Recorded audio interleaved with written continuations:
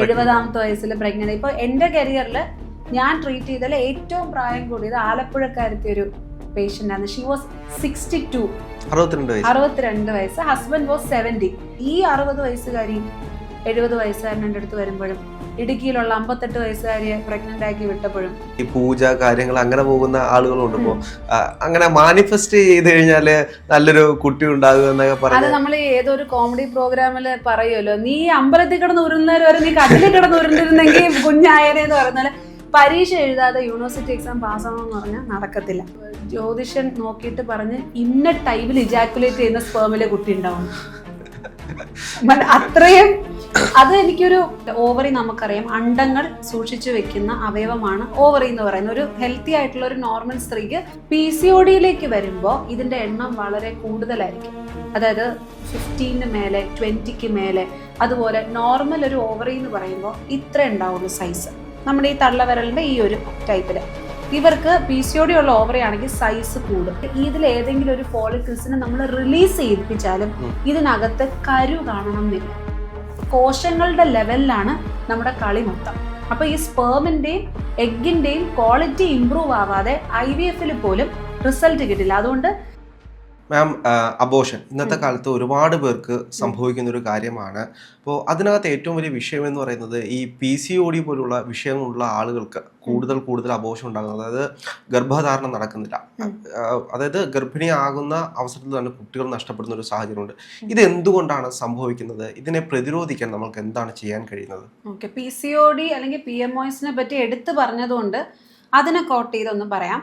ഇപ്പോൾ PMOSൽ നമ്മൾ സംഭവിക്കുന്നതെന്ന് പറഞ്ഞാൽ, ഓവറി നമുക്കറിയാം അണ്ടങ്ങൾ സൂക്ഷിച്ചു വെക്കുന്ന അവയവമാണ് ഓവറി എന്ന് പറയുന്നത്. ഒരു ഹെൽത്തി ആയിട്ടുള്ള ഒരു നോർമൽ സ്ത്രീക്ക് പെയർ ഓഫ് ഓവറീസ്, 2 ഓവറീസ് ഉണ്ടാവും. അപ്പോൾ നോർമലി നമുക്കൊരു ഹെൽത്തി ആയിട്ടുള്ള ഒരു lady with good fertility profile സ്കാനിങ്ങിൽ നമുക്ക് ഓരോ ഓവറിയിലും 8 മുതൽ 10 അണ്ടങ്ങൾ വരെ എണ്ണാൻ പറ്റും. നമ്മൾ ആൻഡ്രൽ ഫോളിക്കിൾ കൗണ്ട്സ് എന്നാണ് ഇതിന് പറയുക. ഇവിടെ റൈറ്റിൽ ഒരു 8-10, മറ്റേ സൈഡിൽ ഒരു 8-10, ഇങ്ങനെ നമുക്ക് കാണാൻ പറ്റും. PCODയിലേക്ക് വരുമ്പോൾ ഇതിൻ്റെ എണ്ണം വളരെ കൂടുതലായിരിക്കും. അതായത് 15 മേലെ, 20 മേലെ. അതുപോലെ നോർമൽ ഒരു ഓവറി എന്ന് പറയുമ്പോൾ ഇത്ര ഉണ്ടാവുള്ളൂ സൈസ്. നമ്മുടെ ഈ തള്ളവിരലിൻ്റെ ഈ ഒരു ടൈപ്പിൽ. ഇവർക്ക് PCOD ഉള്ള ഓവറി ആണെങ്കിൽ സൈസ് കൂടും, 2 to 3 ടൈംസ് സൈസ് കൂടുക. എന്നിട്ട് ഈ ഓവറി അബ്നോർമൽ ആയിട്ടുള്ള ഹോർമോൺസിനെ പ്രൊഡ്യൂസ് ചെയ്ത് ആ സ്ത്രീയുടെ ഹോർമോൺ സന്തുലിതാവസ്ഥ കംപ്ലീറ്റ് ആയിട്ട് മാറ്റും. അപ്പോൾ ഇതാണ് ബേസിക്കലി PCODയിൽ സംഭവിക്കുന്നത്. അപ്പോൾ നോർമലി നമ്മൾ ഈ പറഞ്ഞല്ലോ 8 മുതൽ 10 വരെ അണ്ടങ്ങൾ നമ്മൾ കണ്ടു എന്ന് പറഞ്ഞു. ഇതിൽ ഏതെങ്കിലും ഒരു അണ്ടമായിരിക്കും ആ പർട്ടിക്കുലർ സൈക്കിളിൽ വിരിഞ്ഞ് വെളിയിലേക്ക് പ്രഗ്നൻസിക്ക് വേണ്ടി വരുന്നത്. ഇത് എവിടെ സംഭവിക്കുന്നില്ല? PCODയിൽ സംഭവിക്കുന്നില്ല. ഓവുലേഷൻ നടക്കുന്നില്ല. ഇവരങ്ങനെ അവിടെ നിൽക്കും. നെക്സ്റ്റ് സൈക്കിളും ഇത് തന്നെ സംഭവിക്കും. അങ്ങനെ ഓരോ സൈക്കിളുകൾ കഴിയും തോറും ഈ കൊച്ചു ആൻഡ്രൽ ഫോളിക്കിൾസ് ഈ ഓവറിയിൽ മൊത്തം സ്റ്റഡഡ് ആയിട്ടിരിക്കും. നിറച്ച് ഫോളിക്കിൾസ് ഉണ്ട്, പക്ഷെ ഇതൊന്നും ക്വാളിറ്റി ഉള്ള ഫോളിക്കിൾസ് അല്ല. അപ്പോൾ PCOD ഉള്ള ഒരു പേഷ്യൻ്റ് എപ്പോഴെങ്കിലും ഓവുലേറ്റ് ചെയ്താലും ഇല്ലെങ്കിൽ നമ്മൾ വെളിയിൽ നിന്ന് ഓവുലോജൻസ് എന്ന് പറയുന്ന ടാബ്ലറ്റ്സ് കൊടുത്ത് ഇതിൽ ഏതെങ്കിലും ഒരു ഫോളിക്കിൾസിനെ നമ്മൾ റിലീസ് ചെയ്യിപ്പിച്ചാലും ഇതിനകത്ത് കരു കാണണം എന്നില്ല. ഫോളിക്കിൾ മാത്രം വളരും. അതിനകത്ത് പ്രഗ്നൻസി തരാനുള്ള ക്വാളിറ്റി ഉള്ള അണ്ടം കാണണം എന്നില്ല. അപ്പൊ ക്വാളിറ്റി ഇല്ലാത്ത അണ്ടം അല്ലെങ്കിൽ ജനറ്റിക് മെറ്റീരിയൽ ഇല്ലാത്ത അണ്ടവുമായിട്ട് ഈ ബീജം ഫെർട്ടിലൈസ് ചെയ്ത് കഴിയുമ്പോൾ ഈ പേഷ്യൻറ്റിന് ബയോകെമിക്കൽ പ്രഗ്നൻസി എന്ന് പറയുന്ന ഒരു കണ്ടീഷൻ ഉണ്ടാവാം. അതായത് പ്രഗ്നൻ്റ് ആവും, പീരിയഡ്സ് തെറ്റും, UPT പ്രഗ്നൻസി കാർഡ് നോക്കുമ്പോൾ അവർ പോസിറ്റീവ് ആവും, ഡബിൾ ലൈൻ കിട്ടും. ബ്ലഡ് ടെസ്റ്റ് ചെയ്യുമ്പോഴും β-HCG അവർക്ക് വാല്യൂ ഹൈ ആയിരിക്കും, പക്ഷേ വാല്യൂവിൻ്റെ ലെവൽ കുറച്ച് കുറവായിരിക്കും. നോർമലി 5-ന് താഴെ പ്രഗ്നൻസി നെഗറ്റീവും 5-ന് മേലെ പ്രഗ്നൻസി പോസിറ്റീവും ആയിരിക്കും. ഇവർക്കൊരു 100-ന് താഴേക്ക് നിൽക്കും. പ്രഗ്നൻ്റ് ആണ് താനും, പക്ഷെ ഒരു ഗുഡ് ക്വാളിറ്റി വാല്യൂ ഇല്ല. അപ്പോൾ സ്കാനിങ്ങിൽ നമുക്ക് ഇവരുടെ പ്രഗ്നൻസി കാണുന്നുണ്ടെങ്കിൽ 1500-ന് മേലെ β-HCG വാല്യൂ പോകണം. പക്ഷെ അതുവരെ PCOക്കാരുടെ പ്രഗ്നൻസി നിൽക്കില്ല. The only evidence to say that this lady is pregnant എന്ന് പറയുന്ന ബ്ലഡ് ടെസ്റ്റ് മാത്രമേ ഉള്ളൂ. സ്കാനിലൊന്നും കാണില്ല. അതുകൊണ്ടാണ് ഇതിനെ ബയോകെമിക്കൽ പ്രഗ്നൻസി എന്ന് വിളിക്കുന്നത്. ഇല്ലെങ്കിൽ എന്ത് പറ്റും? മറ്റൊരു സെനാറിയോ എന്ന് പറയുന്നത് അനംബ്രയോണിക് ജെസ്റ്റേഷൻ. അതായത് സ്കാനിങ്ങിൽ പ്രഗ്നൻസി കാണാൻ പറ്റും, പക്ഷെ അതിനകത്ത് ബേബി കാണില്ല, എംബ്രയോ ഇല്ലാത്ത അവസ്ഥ. ഇതൊക്കെയാണ് കോമൺലി PCOക്കാർക്ക് നമ്മൾ കാണുന്നത്. അപ്പോൾ ഇത് നമുക്ക് പ്രിവെന്റ് ചെയ്യുന്നത് എങ്ങനെയെന്ന് ചോദിച്ചാൽ PCO കൺട്രോൾ ചെയ്തേ പറ്റും. PCO കൺട്രോൾ ചെയ്യുന്നത് വഴി ഗുഡ് ക്വാളിറ്റി ഊസൈറ്റ്സ് ഈ ഓവറിൽ നിന്ന് റിലീസ് ആവുകയും അതുവഴി മാത്രമേ നമുക്ക് ഇവർക്കൊരു പ്രഗ്നൻസി അച്ചീവ് ചെയ്യാനായിട്ട് പറ്റും. പക്ഷെ ഇതിനകത്ത് മറ്റൊരു കാര്യം എന്ന് വെച്ച് കഴിഞ്ഞാൽ ഈ ഒരു സമയത്ത് ഇവർക്കുണ്ടാകുന്ന മാനസിക വിഷമം എന്ന് പറയുന്നത് ഭയങ്കര വിഷയമാണ്. ഇപ്പോൾ ഡിപ്രഷനിലേക്ക് പോകുന്ന ആളുകളുണ്ട്, ഇപ്പോൾ ഇതിനു വേണ്ടിയിട്ട് ഒരുപാട് പണം ചെലവാക്കുന്ന ആളുകളുണ്ടാകും. അപ്പോൾ ഒരുപാട് പണം ചെലവാക്കി കഴിഞ്ഞാലും അവരുടെ ലൈഫ് സ്റ്റൈലാണോ യഥാർത്ഥത്തിൽ അവർ മാറ്റേണ്ടത്, അതോ ഈ ട്രീറ്റ്മെന്റുമായിട്ട് മുന്നോട്ട് പോവുകയാണോ അവർ ചെയ്യേണ്ടത്? ഇത് നമ്മൾ ഡെയിലി ഒ പിയിൽ ഫേസ് ചെയ്യുന്ന ഒരു കാര്യമാണ്. ഇപ്പം നമ്മൾ പേഷ്യൻസ് വരുമ്പോൾ അവരുടെ ആഗ്രഹം എന്താണ്? ഞങ്ങൾക്ക് കുഞ്ഞു വേണം. ഇപ്പം PCOD ഉള്ളൊരു വ്യക്തിയോട് ഞാൻ ചോദിക്കുന്ന ചോദ്യങ്ങൾ ഇതാണ്. PCOD ഉണ്ടല്ലോ, നിങ്ങൾക്ക് PCOD ട്രീറ്റ് ചെയ്തിട്ട് ബേബി ആവണോ, അതോ വിത്ത് PCO ഫുൾ ബ്ലോൺ PCOD കൂടി തന്നെ നിങ്ങൾക്ക് ട്രീറ്റ്മെൻറ്റ് അങ്ങ് സ്റ്റാർട്ട് ചെയ്യണോ എന്നുള്ളത് ഞാൻ അവരോട് ചോദിക്കും.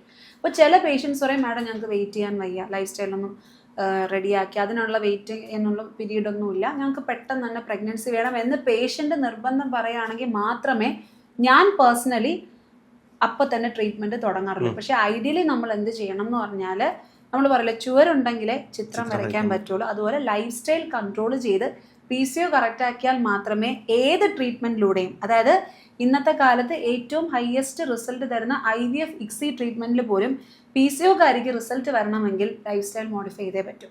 നിറച്ച് ഫോളിക്കിൾസ് കാണും, നമ്മൾ തുരുതുര ഇഞ്ചക്ഷൻസ് കൊടുക്കും, 450 ഡോസ് 600 ഡോസ് എല്ലാം നമ്മൾ കൊടുക്കും. 11 day 12 day 14 day 15 day 16 day വരെ നമ്മൾ ഇഞ്ചക്ഷൻ കൊടുത്താലും ഈ എഗ്ഗിന് ക്വാളിറ്റി ഇല്ലെങ്കിൽ അതിൽ നിന്ന് നമുക്ക് പ്രഗ്നൻസി കിട്ടില്ല. കാരണം ഇത് കോശങ്ങളുടെ ലെവലിലാണ് നമ്മുടെ കളി മൊത്തം. അപ്പോൾ ഈ സ്പേമിൻ്റെയും എഗ്ഗിൻ്റെയും ക്വാളിറ്റി ഇമ്പ്രൂവ് ആവാതെ IVFൽ പോലും റിസൾട്ട് കിട്ടില്ല. അതുകൊണ്ട് നിങ്ങളുടെ പൈസയും നിങ്ങളുടെ സമയവും നിങ്ങളുടെ ഹെൽത്തും നിങ്ങൾക്ക് പ്രോപ്പറായിട്ട് യൂസ് ചെയ്യണമെന്നുണ്ടെങ്കിൽ ലൈഫ് സ്റ്റൈൽ മോഡിഫൈ ചെയ്യാൻ നിങ്ങൾക്കൊരു 3 മാസമേ എടുക്കും. അല്ലെ, നമ്മൾ വേവോളം കാത്തു പിന്നെ 6ഓളം കാത്താൽ കുഴപ്പമില്ല എന്ന് പറഞ്ഞാൽ ലൈഫ് സ്റ്റൈൽ നിങ്ങൾ ശാസ്ത്രീയപരമായിട്ട് ഡോക്ടറിൻ്റെ അഡ്വൈസോടുകൂടി വെയിറ്റ് ഒക്കെ കുറയ്ക്കാനുള്ളത് കുറച്ച്, വെയിറ്റ് കൂട്ടാനുള്ളതൊക്കെ കൂട്ടി PCO എല്ലാം കൺട്രോൾ ചെയ്തതിന് ശേഷം മാത്രം നിങ്ങൾ ഫർദർ ട്രീറ്റ്മെൻറ്റിലേക്ക് പോകുന്നത് നല്ലത്. ഇല്ലെങ്കിൽ എന്ത് പറ്റും, ഞാൻ ഈ പറഞ്ഞതുപോലെ അബോർഷൻസിലേക്ക് എൻഡ് ചെയ്യുകയും അതുവഴി മാനസികമായിട്ട് ബുദ്ധിമുട്ടുകൾ ഉണ്ടാവും. പിന്നെ ഈ പെണ്ണിന് പലപ്പോഴും വീട്ടുകാരായിരിക്കും ഇതിന് ഏറ്റവും കൂടുതൽ പ്രഷർ കൊടുക്കുന്നത്. വീട്ടിലെ നീ കുഞ്ഞുണ്ടാവണം എന്ന് പറഞ്ഞ് നിർബന്ധിച്ചു. ആ പ്രഷർ കൊണ്ടാണ് പലപ്പോഴും പേഷ്യൻസ് പെട്ടെന്ന് പ്രഗ്നൻസി വേണം എന്നുള്ള ആവശ്യവുമായിട്ട് വരുന്നത്. അങ്ങനത്തെ സാഹചര്യങ്ങളിൽ തന്നെയാണ്. നമ്മൾ ഇൻഫെർട്ടിലിറ്റി എന്ന് പറയുന്നത് ഒരു സ്റ്റിഗ്മ കൊടുത്ത് മാറ്റി നിർത്തേണ്ട കാര്യമല്ല. അവർ രോഗികളല്ല, അവർ ജീവിതത്തിൻ്റെ അവസ്ഥയാണ്. മനസ്സിലായി? ഞങ്ങളുടെ ട്രീറ്റ്മെൻറ്റ് ഇതിൽ കൗൺസിലിങ്ങിന് ഭയങ്കരമായിട്ടുള്ള പ്രാധാന്യമുണ്ട്. ഒരു രോഗം ചികിത്സിച്ച് ഭേദമാക്കുന്നത് ഒരു നല്ല ഡോക്ടറാണെങ്കിലും മുന്നിലിരിക്കുന്ന മനുഷ്യൻ്റെ വിഷമം കേൾക്കുന്നതാണ് ശരിക്കും നല്ലൊരു ഡോക്ടർ എന്ന് പറയുന്നത്. അപ്പോൾ നമ്മൾ PMOS ഉള്ള പേഷ്യൻസ് വരുമ്പോൾ നമ്മൾ കൂടുതലും കേൾക്കുന്നത് ഈ വീട്ടിൽ നിന്നുള്ള പ്രഷറാണ്. ഇൻഫെർട്ടിലിറ്റി, ഏത് ഇൻഫെർട്ടിലിറ്റി ആണെങ്കിലും വീട്ടിൽ നിന്നുള്ള പ്രഷർ കേൾക്കാറുണ്ട്. പക്ഷേ വീട്ടുകാർ സപ്പോർട്ട് ചെയ്ത് കൊടുത്തേ പറ്റും. പലരും എൻ്റെ OPയിൽ വരുന്നത് IVF പോലും ചെയ്യുന്നത് പാരൻസ് അറിയാതെയാണ്. അതായത് IVF ചെയ്തുണ്ടാകുന്ന കുഞ്ഞ് അവരുടെ കുഞ്ഞല്ല, വേറെ സ്പേം എടുക്കും, വേറെ എഗ്ഗ് എടുക്കും. നിങ്ങൾ ആദ്യം മനസ്സിലാക്കണം, ഇതൊക്കെ നല്ല ചിലവുള്ള പരിപാടിയാണ്. ഇപ്പോൾ ഒരു ഡോണർ പൂസൈറ്റ് എടുക്കണമെങ്കിൽ തന്നെ ഡോണർ വരണം, മാച്ചിങ് ആവണം, കുറേ ഗൈഡ് ലൈൻസ് ഉണ്ട് അതിന്. അങ്ങനെയുള്ളൊരു ഡോണറിനെ കിട്ടുക അത്ര എളുപ്പമൊന്നുമല്ല. അപ്പം നിങ്ങളുടെ ശരീരത്ത് അണ്ടമുണ്ട്, നിങ്ങളുടെ ശരീരത്തിൽ ബീജമുണ്ടെങ്കിൽ നമ്മൾ ഫോക്കസ് ചെയ്യുന്നത് നിങ്ങളുടെ ഓൺ ബ്ലഡിലുള്ള ബേബിയാണ്. ഇതിന് എന്തെങ്കിലും കുറവുകൾ, അതായത് സ്ത്രീക്ക് ഇപ്പം 45 കഴിഞ്ഞു, പീരീഡ് നിന്നൊരു സ്ത്രീയാണ്, അവരുടെ ശരീരത്ത് oocytes കാണില്ല. അല്ലെങ്കിൽ ജന്മന ഓവർ ഇല്ലാത്ത പെൺകുട്ടികൾ, ലൈക്ക് മൊസൈക്കിസം പോലത്തെ ടേണർ സിൻഡ്രോം, മൊസൈക്കിസം പോലുള്ള പെൺകുട്ടികൾ, അല്ലെങ്കിൽ ഓവറി എന്തെങ്കിലും ക്യാൻസർ വന്നിട്ട് റിമൂവ് ചെയ്തപ്പെട്ട പെൺകുട്ടികൾ, ഇവർക്കൊക്കെ നമ്മൾ വെളിയിൽ നിന്ന് ഡോണർ എടുക്കാറുണ്ട്. മൾട്ടിപ്പിൾ IVF ഫെയിലിയേഴ്സ് ഉള്ള പെൺകുട്ടികൾ, അങ്ങനെയൊക്കെ. പുരുഷനാണെങ്കിലോ ബീജങ്ങൾ ഇല്ലാത്ത അവസ്ഥ, അതായത് ബീജങ്ങൾ ഇല്ല എന്ന് കണ്ട ഉടനെ തന്നെ നമ്മൾ വെളിയിൽ നിന്ന് ബീജം എടുക്കില്ല. എന്തുകൊണ്ട് അങ്ങനെയായി, അതിനെ റിവേഴ്സ് ചെയ്യാൻ പറ്റുമോ, ഇതെല്ലാം നോക്കിയതിന് ശേഷം മാത്രമേ നമ്മൾ വെളിയിൽ നിന്നുള്ളത് എടുക്കുകയുള്ളൂ. അപ്പോൾ ഈ രീതിയിൽ അവരെ ഒറ്റപ്പെടുത്താതെ നമ്മൾ ചേർത്ത് നിർത്തുകയാണ് ചെയ്യാനുള്ളത്. ഇതിനകത്ത് ഇപ്പോൾ പലപ്പോഴും ഈ പൂജ കാര്യങ്ങൾ അങ്ങനെ പോകുന്ന ആളുകളുണ്ട്. ഇപ്പോൾ അങ്ങനെ മാനിഫെസ്റ്റ് ചെയ്ത് കഴിഞ്ഞാൽ നല്ലൊരു കുട്ടി ഉണ്ടാകുക എന്നൊക്കെ പറഞ്ഞു. അത് നമ്മൾ ഏതൊരു കോമഡി പ്രോഗ്രാമിൽ പറയുമല്ലോ, നീ അമ്പലത്തിൽ കിടന്ന് ഉരുന്നേരം വരെ നീ കട്ടിലിൽ കിടന്ന് ഉരുണ്ടിരുന്നെങ്കിൽ കുഞ്ഞായനെന്ന് പറഞ്ഞാൽ പരീക്ഷ എഴുതാതെ യൂണിവേഴ്സിറ്റി എക്സാം പാസ്സാവണമെന്ന് പറഞ്ഞാൽ നടക്കത്തില്ല. നിങ്ങൾ പ്രാർത്ഥിച്ചോ, അത് ദൈവത്തിന്റെ പാതിയല്ലേ. നിങ്ങൾ ചെയ്യാനുള്ള പാതി നിങ്ങൾ ചെയ്യണം. നമ്മൾ ട്രീറ്റ്മെന്റുകൾ എപ്പോഴും എടുക്കുമ്പോൾ ശാസ്ത്രീയമായ അടിസ്ഥാനമുള്ള ട്രീറ്റ്മെൻറ്റുകൾ തന്നെ എടുക്കണം. ഇപ്പോൾ ഒരുപാട് ട്രീറ്റ്മെൻറ്റ്സ് ഉണ്ട്. ആയുഷ് നമുക്കറിയാലോ, ആയുർവേദ, യോഗ, യുനാനി, അതുപോലെ നമ്മുടെ ഹോമിയോപ്പതി, ഇതെല്ലാം നമ്മുടെ ഗവൺമെൻറ് ഓഫ് ഇന്ത്യ അക്രഡിറ്റഡ് ആയിട്ടുള്ള ട്രീറ്റ്മെൻറ്റ് രീതികളാണ്. ഇതെല്ലാം നിങ്ങൾക്ക് ഫോളോ ചെയ്യുന്നതിനോ എടുക്കുന്നതിനോ കുഴപ്പമില്ല. അല്ലാതെ പിന്നെ ഈ തലയിൽ പിടിച്ച് പൂജിച്ച് അങ്ങനത്തെ ഉള്ള സാധനങ്ങൾക്കൊന്നും മെഡിക്കൽ എത്തിക്സിൽ യാതൊരു വിലയില്ലാത്ത സാധനങ്ങളാണ്. സോ ട്രീറ്റ്മെൻറ്റ് എടുക്കേണ്ട കാര്യങ്ങൾ നിങ്ങൾ എടുക്കണം. ബാക്കി നിങ്ങളുടെ മനസ്സിൻ്റെ സന്തോഷത്തിനും കോൺഫിഡൻസിന് വേണ്ടി. കാരണം IVF അല്ലെങ്കിൽ ഇൻഫെർട്ടിലിറ്റി ട്രീറ്റ്മെൻറ്റിലേക്ക് വരുമ്പോൾ പേഷ്യൻറ്റിൻ്റെ മെൻ്റൽ സ്റ്റേറ്റസ് ഭയങ്കര പ്രധാനമാണ്. അതായത് കേൾക്കുമ്പോൾ കോമഡി ആയിട്ട് തോന്നുമെങ്കിലും എനിക്കൊരു പേഷ്യൻ്റ് ഉണ്ടായിരുന്നു. ട്രിവാൻഡ്രത്ത് തന്നെ നടന്നൊരു സംഭവമാണ്. ട്രിവാൻഡ്രത്തെ പേഷ്യൻ്റ് ആണോന്ന് എനിക്കറിയില്ല. IVF ചെയ്യാൻ നമുക്ക് ഹസ്ബൻഡിൻ്റെ സെമൻ സാമ്പിൾ വേണമല്ലോ, പുള്ളി തരുന്നില്ല. മാസ്റ്റർബേറ്റ് ചെയ്ത് സെമൻ സാമ്പിൾ പുള്ളി തരുന്നില്ല. എന്താ ചേട്ടാ തരാത്ത? എംബ്രോയിഡറിസ്റ്റ് പിള്ളേരെന്ന് ചോദിക്കുക. അവസാനം പറഞ്ഞ് ഈ ജ്യോതിഷൻ നോക്കിയിട്ട് പറഞ്ഞ് ഇന്ന ടൈമിൽ ഇജാക്കുലേറ്റ് ചെയ്യുന്ന സ്പേമിലെ കുട്ടി ഉണ്ടാവണം.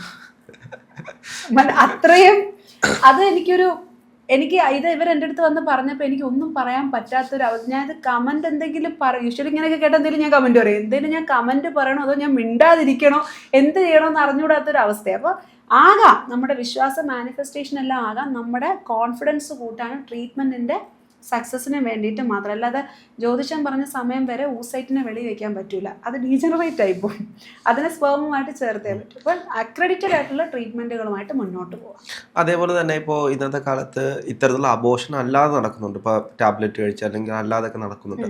അങ്ങനെ ഒന്നിൽ കൂടുതൽ അബോർഷൻസ് നടത്തുന്ന ഒരാൾക്ക് ഇത്തരത്തിലുള്ള പ്രശ്നം വീണ്ടും വരാനുള്ള സാഹചര്യം ഉണ്ട്. അതായത് നമ്മൾ government of India actually abortions legalise ചെയ്യാതിരുന്ന ഒരു പീരീഡിൽ നമ്മളിപ്പോൾ മാറി. കാരണം ഇപ്പോൾ റിലേഷൻഷിപ്പ് സ്റ്റേറ്റസുകൾ വ്യത്യാസപ്പെട്ടു അല്ലേ? മാരേജ് എന്ന് പറയുന്നത് പണ്ടൊരു പെണ്ണും ആണും തമ്മിലുള്ള അച്ഛൻ സഹോദരൻ കസിൻ എന്നല്ലാതെ പിന്നെ പെണ്ണും ആണും തമ്മിലുള്ള ഒരു റിലേഷൻ എന്ന് പറഞ്ഞാൽ മാരേജിൽ മാത്രമായിരുന്നു. ഇപ്പം അങ്ങനെയല്ല. ലിവിങ് ടുഗെദർ ഉണ്ട്, റിലേഷൻഷിപ്പ്, സിറ്റുവേഷൻഷിപ്പ്, അങ്ങനെ പല കാര്യങ്ങളും ഉണ്ട്. അപ്പോൾ അതിൽ എപ്പോൾ വേണമെങ്കിലും പ്രഗ്നൻസി സംഭവിക്കുക. ഇപ്പോഴും ഏറ്റവും വിഷമം എന്ന് പറഞ്ഞാൽ ഇത്രയും കോൺട്രസെപ്റ്റീവ് മെഷേഴ്സ് നമുക്കുണ്ടായിട്ടും പലരും അത് ഉപയോഗിക്കുന്നില്ല. ഇന്നും വന്നു OPയിൽ, രാവിലത്തെ OPയിൽ ഒരു കപ്പിള് വന്നത് മാരേജ് എല്ലാം ഫിക്സ് ചെയ്ത് വെച്ചിരിക്കുകയാണ്. പക്ഷേ പീരിയഡ് മിസ്സായി. They are concerned and tensed. എന്നിട്ട് അവർ പ്രഗ്നൻസി ചെക്ക് ചെയ്യാൻ വേണ്ടി വന്നതാണ്. ലാസ്റ്റ് OPയിലും ഉണ്ടായിരുന്നു. അതിന് മുമ്പത്തെ OPയിലും 3 പേരുണ്ടായിരുന്നു. സോ സെക്ഷൽ ആക്ടിവിറ്റി ഇപ്പോൾ മാരേജിന് ശേഷം മാത്രമല്ല നടക്കുന്നത്, അതിന് മുന്നേ തന്നെ നടക്കുന്നുണ്ട്. ശരിയാണ്, അതിൽ ഞാൻ മോശം പറയില്ല. സെക്ഷൽ കോമ്പാറ്റബിലിറ്റി എപ്പോഴും ഇമ്പോർട്ടൻ്റ് ആണ് നമ്മുടെ ലോങ് ടേം റിലേഷൻഷിപ്പിലേക്ക് വരുമ്പോൾ. പക്ഷേ ഇവിടെ പറ്റിപ്പോകുന്നതെന്ന് പറഞ്ഞാൽ നിങ്ങൾ ഈ കോൺട്രസെപ്ഷൻ എടുക്കാതെ നിങ്ങളൊരു അൺവാണ്ടഡ് പ്രഗ്നൻസി ഇപ്പോൾ അത് ലീഗലൈസ്ഡ് ആക്കിയിട്ടുണ്ട്. നിങ്ങൾ മൾട്ടിപ്പിൾ അബോർഷൻസ് ചെയ്യുമ്പോൾ ഇത് തന്നെ ഭാവിയിൽ നിങ്ങൾക്ക് ഇൻഫെർട്ടിലിറ്റി ഉണ്ടാക്കാം. ഇപ്പോൾ നമ്മൾ പിൽസ് കഴിക്കുന്നു, ഈസിയാണ്. മിസോപ്രോസ്റ്റോൾ മെഡിസിൻ കഴിക്കുന്നു, മിഫിപ്രിസ്റ്റോൺ എടുക്കുന്നു, നിങ്ങൾക്ക് അബോർഷൻ വരുന്നു, ഓക്കെ ഫൈൻ, അതായിക്കോട്ടെ.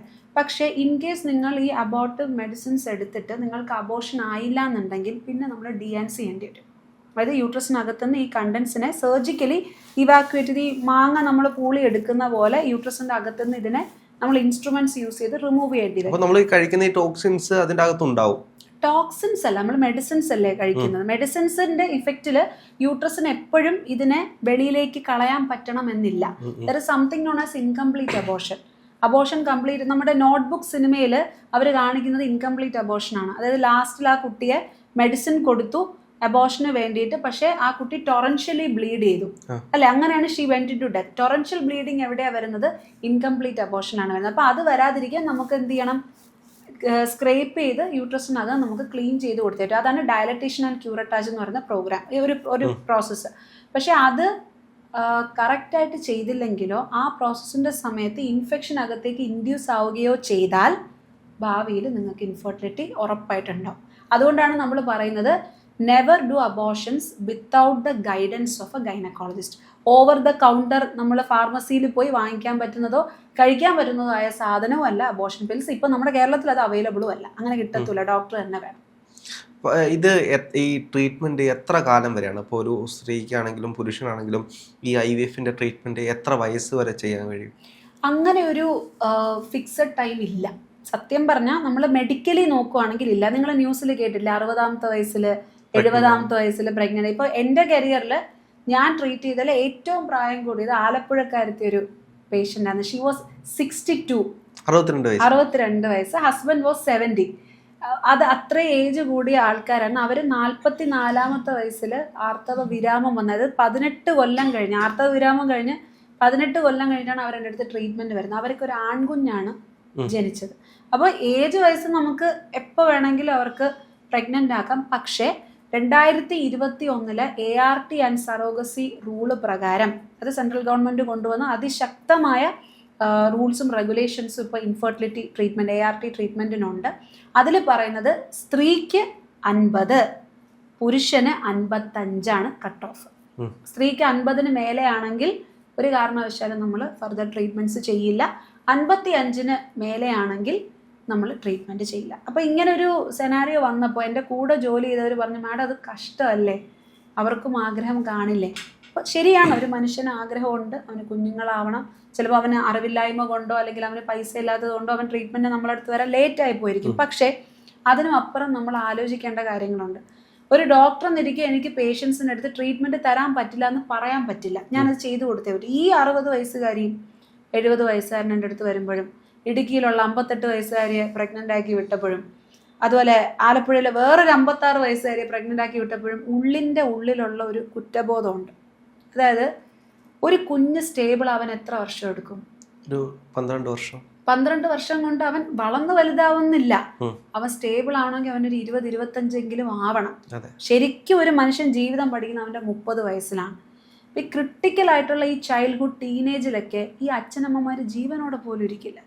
എനിക്ക് ഒരു പേഷ്യൻ്റ് ഉണ്ടായിരുന്നു, തൃശ്ശൂരുകാരി. അവർക്ക് 45ഉം ഹസ്ബൻഡിന് 55ഉം ആയിരുന്നു.